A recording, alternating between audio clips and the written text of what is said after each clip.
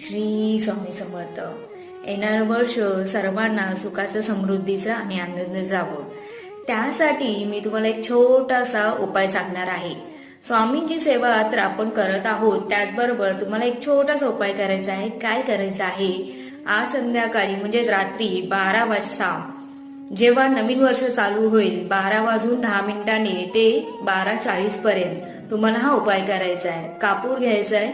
कापूर एका दिव्यामध्ये लावायचा आहे. त्याच्याबरोबर तुम्हाला 2-3 लवंगा त्यात ठेवायच्या आहेत आणि काळे तीळ हे तुम्हाला ज्वलन करायचं आहे. स्वामींसमोर ठेवा, घरातील मंदिरात ठेवा आणि ते जेव्हा ज्वलन पूर्ण होईल त्याच्यानंतर तुम्हाला त्याच्यामध्ये हळद टाकायची आहे आणि ती हळद मिक्स करून त्या हळदीला आपल्या रिंगच्या बोटाने आपल्या कपाळावर लावायचं आहे.